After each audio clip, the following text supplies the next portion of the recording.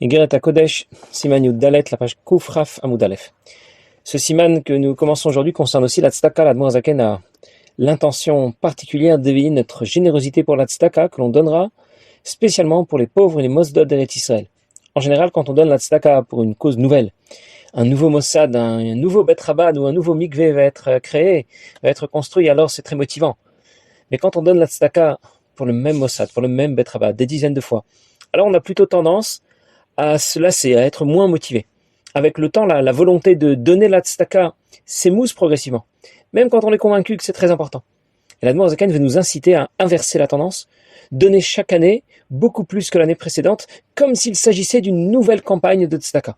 Et pour cela, il va nous expliquer que c'est de cette manière qu'Akadosh Baruch Hu agit pour l'ensemble de la création en général, et pour Eretz Israël en particulier, qui est le pays qui est en première ligne par rapport à tous les autres pays du globe. Chaque année, Akadosh Baruch Hu apporte à la création une énergie nouvelle, une énergie différente qui dépasse de très loin celle qu'il lui a apportée l'année passée. Nous, on a plutôt le sentiment que les années se suivent et se ressemblent beaucoup. Il y a une continuité d'une année à l'autre, sans trop de différence, pas de grands changements. Et pourtant, l'Admor Zaken va souligner que chaque année est une année nouvelle, une année complètement nouvelle. Et nous verrons un peu plus tard que le Rabbi va ajouter que chaque jour est un jour nouveau. En tout cas, rien n'est jamais arrêté et fixé. Tout peut changer parce que chaque année est différente. Chaque année est une nouvelle année. Et chaque jour est différent. Chaque jour est un nouveau jour.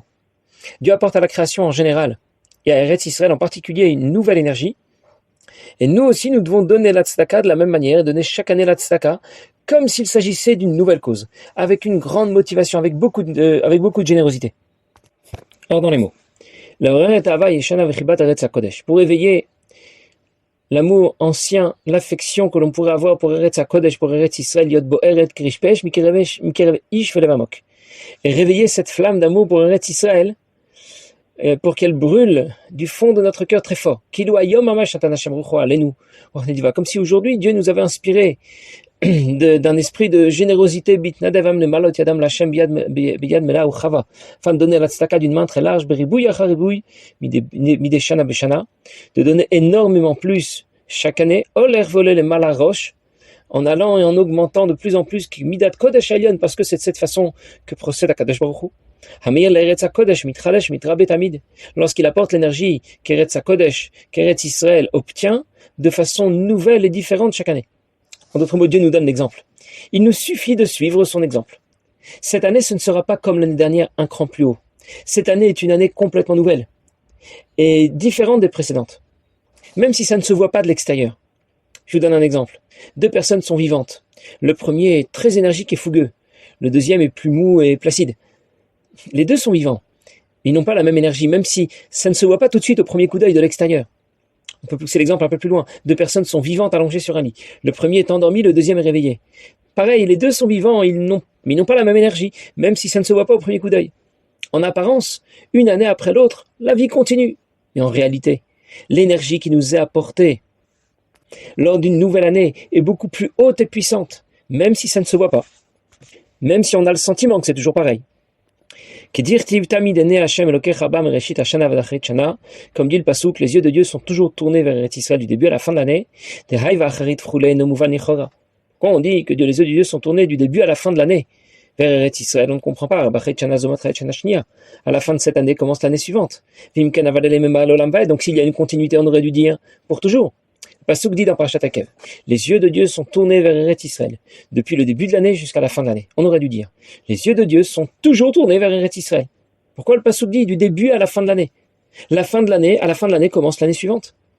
Et l'Admor Zaken explique que ce Passouk vient préciser que l'énergie que Dieu apporte à la création en général, et en première ligne à Eretz Israël, c'est une énergie qui n'est pas la même chaque année.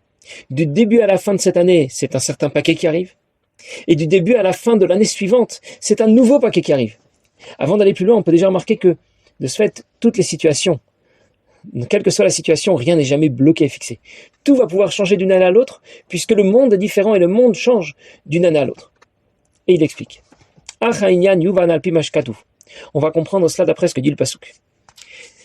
Hashem bechorma yasad eretz. Hashem a fondé le monde avec sagesse. Et il explique.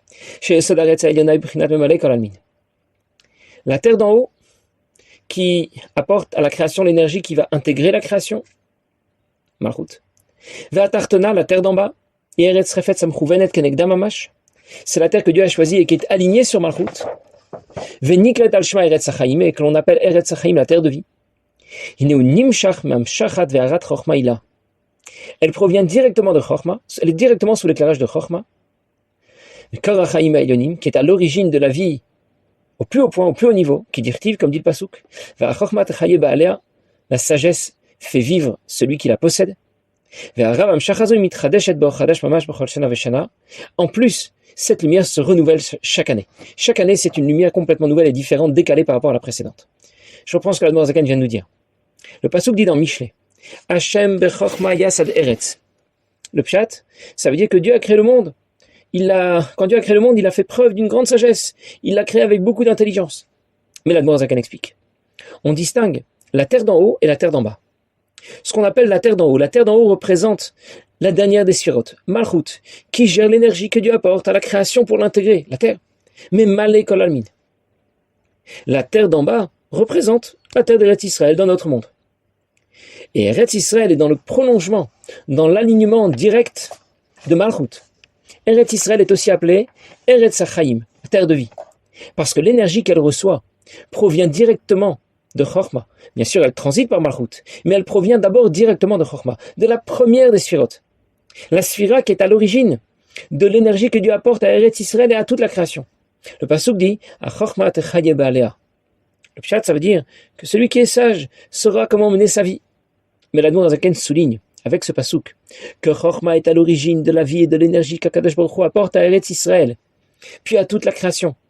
Le premier pasuk que l'Admor Zaken a cité n'a pas été rapporté intégralement. Dans Parashat Ekev, c'est écrit au sujet d'Eretz Israël que qui est Aretz Asherata Vashama. La terre où tu arrives, dit Akadosh Baruch Hu bnei Israël. Tu sais vers quelle terre je t'emmène? Lo keretz Mitzrayim. Ce n'est pas comme la terre d'Égypte, où là-bas Veishkita Kegan Yarak.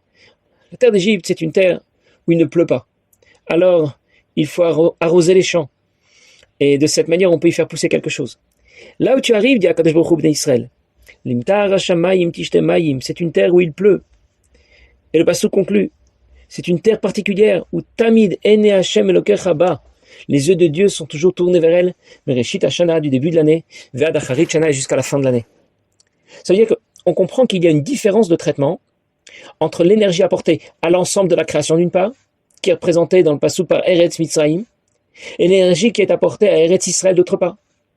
Dans le schéma des sphirotes, il y a un enchaînement habituel, un processus normal selon lequel l'énergie que Dieu apporte à la création, depuis Chochma et Bina, transite vers les Midot, Chesed, Gvura et les sphirotes suivantes, pour atteindre Malchut. C'est le circuit classique que va suivre l'énergie que Dieu apporte à la création d'une manière générale. Et le pasuk dit Hashem bechorma yasad eretz. Ça ne veut pas seulement dire que Dieu a créé le monde avec beaucoup de sagesse et d'intelligence. Eretz représente Eretz Israël. Chorma représente la sphira de Chochma, et pas seulement l'intelligence. Ça veut dire que l'énergie que Dieu apporte à Eretz Israël, que l'on appelle Eretz Refetz, la terre choisie, Eretz Atartona, la terre d'en bas, qui est directement dans l'alignement avec Malchut, provient en direct de Chochma. Le circuit classique a été chanté pour que l'énergie puissante qui rayonne depuis Chochma puisse atteindre Eretz Israël. En d'autres mots, Eretz Israël, Eretz Atartona, la terre d'en bas, et Malchut, la dernière des sphirotes, Eretz Haelyona, sont sous l'éclairage direct de Chochma. Eretz Israël obtient une énergie spirituelle supérieure et puissante, complètement décalée par rapport à celle que reçoit l'ensemble de la création. Et cela aura bien sûr des conséquences matérielles. Un aussi petit pays qui développe une industrie high-tech de pointe, qui fait concurrence à la Silicon Valley, qui dépose plus de brevets que de nombreux autres pays. C'est pas parce que simplement on est les meilleurs, c'est parce qu'Eretz Israël bénéficie d'une énergie spirituelle supérieure. Elle est sous l'influence directe de Chochma et de Malchut. Du coup, Avir Eretz Israël Markim, l'air ambiant d'Eretz Israël rend plus intelligent. On y trouvera des gens plus intelligents. Bien sûr, ce système ne fonctionne que lorsque les Juifs y sont installés, parce que c'est la terre qui nous a été donnée. Pendant des siècles, quand Eretz Israël était gouverné par les Turcs ou par d'autres gouvernements, il s'y passait rien. Les troupeaux pouvaient paître paisiblement dans les champs, les marécages se développaient, mais rien de plus. Le développement qu'a connu Eretz Israël ces 70 dernières années est un développement extraordinaire, incroyable. Et c'est directement lié au retour de Bnei Israël sur leur terre et au retour de l'énergie supérieure qui provient de Chochma et qui va l'atteindre et lui permettre de se développer de cette façon exceptionnelle. Cette énergie extraordinaire aurait pu être utilisée et orientée Torah et Mitzvot, et ça aurait eu d'autres conséquences. Mais finalement, ce bouillonnement d'intelligence a été orienté dans la technologie, les sciences, la médecine, et ça a donné les découvertes, le développement exceptionnel que l'on connaît. Et cette lumière se renouvelle chaque année d'une façon totalement nouvelle. Ça veut dire que la lumière et l'énergie qu'obtient Eretz Israël est déjà supérieure et décalée à celle que reçoit l'ensemble de la création. C'est un pays complètement différent par rapport aux autres pays du globe. Mais en plus, cette lumière se renouvelle chaque année. Quand l'Admor Zaken dit qu'elle se renouvelle, mitradesh et bor chadash mamash, ça veut dire que c'est pas de l'ancien rénové, c'est du neuf. Ça n'a rien à voir avec l'année précédente. On aurait pu penser qu'au bout d'un moment, le système finirait par être plafonné. Et si c'est un homme qui gérait le système, c'est vrai, le système aurait pu être plafonné. Mais puisque c'est Dieu qui gère ce système, et Dieu est sans limite, Dieu est infini, en sof, dans ce cas, le système n'est pas plafonné. Et chaque année sera complètement nouvelle. Et il pourra s'y produire des événements complètement nouveaux. Et nous pourrons réaliser des choses complètement nouvelles. Et ceci est toujours vrai chaque année, mais c'est encore plus vrai en Eretz Israël. Parce que ce pays n'est pas un pays comme les autres. Il est sous l'éclairage direct de Chorma. Et on comprend mieux pour qu'on le compare à Paltalin Shel Melech, au palais du roi. Et combien, quand on se trouve en Eretz Israël, pour un moment ou pour longtemps, eh bien notre engagement dans la pratique de Torah et Mitzvot doit être supérieur, à la hauteur d'Eretz Israël. Et chaque année, voire chaque jour, s'engager et prendre un nouveau départ. Il y a une histoire qui raconte qu'un certain chassid avait l'intention de faire sa aliyah, de partir en Eretz Israël. C'était à l'époque de l'Admor Zaken. Mais il n'avait pas le courage de prendre cette décision seul, sans avoir la bénédiction du tzaddik. Alors, qu'est-ce qu'il a fait? Il a été voir plusieurs tzaddikim. Il a demandé une bracha pour pouvoir partir en Eretz Israël, mais aucun tzaddik ne la lui a donné. Finalement, il est arrivé à Yozna, chez l'Admor Zaken, et il a demandé son accord. Il a demandé une bracha à l'Admor Zaken. L'Admor Zaken lui a dit, tu vas aller voir Reb Leib Saras. C'était un des grands élèves du Maguid de Mezrich, qui était aussi très proche du Baal Shem Tov. Et l'Admor Zaken lui a dit, lorsque tu auras reçu sa bracha, alors tu pourras partir en Eretz Israël. Et n'oublie pas de lui demander en mon nom qu'il te conseille et qu'il te dise de quelle manière voyager en Eretz Israël, de quelle manière faire ta aliyah. Alors notre chassid a demandé à l'Admor Zaken, mais où je pourrais trouver Reb Leib Saras? Il est toujours en déplacement, je ne saurais jamais l'attraper. Alors l'Admor Zaken lui a dit, tu vas aller à telle auberge et là-bas tu le rencontreras. Et notre chassid a demandé à nouveau, mais comment l'identifier, comment savoir qui il est? C'est un tzaddik nistar, et je risque d'avoir beaucoup de difficultés pour l'identifier. Alors l'Admor Zaken lui a dit, je vais te donner un siman. Je vais te donner un signe qui te permettra de l'identifier. Lorsque tu resteras dans cette auberge, un jour arrivera qu'une charrette viendra s'arrêter dans la cour de l'auberge. Dans cette charrette, il y aura de nombreux pauvres. Et les pauvres vont commencer à se disputer les uns avec les autres. Ils vont crier les uns contre les autres. Celui qui va crier le plus fort et qui va l'emporter sur tous les autres, ce sera Rabbi Leib Saras. Alors notre chassid a fait ce que l'Admor Zaken lui a dit. Il est arrivé à cette auberge. Il y a loué une chambre. Et les jours se sont poursuivis les uns après les autres. Et il ne se passait rien dans cette auberge. Jusqu'à ce qu'après 2 semaines complètes, Leib Saras est arrivé. Il est arrivé effectivement au milieu de la nuit avec un groupe de pauvres qui sont arrivés là en pleine nuit. Ils ont débarqué de leur charrette à grand bruit. Et notre chassid s'est réveillé et il a entendu qu'il y avait des pauvres qui criaient. Et il s'est penché pour voir ce qui se passait. Il a vu effectivement qu'il y en avait un qui était plus grand que les autres et qui criait plus fort que les autres. Notre chassid s'est dépêché et il est allé rencontrer Reb Leib Saras et il lui a demandé comment voyager en Eretz Israël. Reb Leib lui a dit, tu vas aller à Berdichov. Là-bas, au bout de telle rue, dans la ville de Berdichov, tu iras rencontrer un tailleur. Il y a là-bas quelqu'un qui fabrique des vêtements. Et tu lui demanderas de te fabriquer des vêtements. Il terminera son travail. Il va finir par te faire essayer le vêtement qu'il aura fabriqué pour l'ajuster.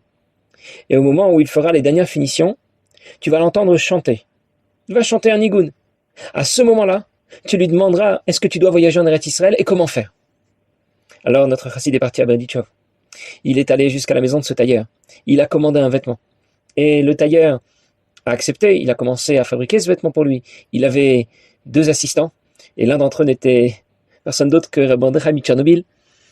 Et quand le vêtement était prêt, et que le tailleur a voulu faire essayer à notre chassid pour pouvoir faire les dernières finitions, il était en train de marquer les endroits où il fallait placer les boutons. et il s'est mis à chanter. Alors notre chassid avait le cœur qui battait à 100 à l'heure. Il lui a demandé, est-ce que je dois partir en Eretz Israël? Est-ce que je peux partir en Eretz Israël?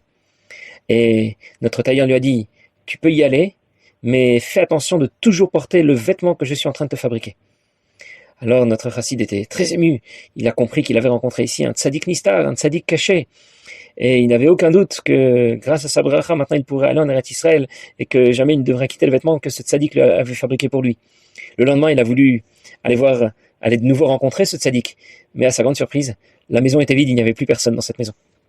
On comprend donc qu'Eretz Israël, c'est un pays qui a beaucoup de qualités. C'est un pays magnifique, un pays extraordinaire, mais c'est surtout un pays qui est chargé d'une spiritualité énorme.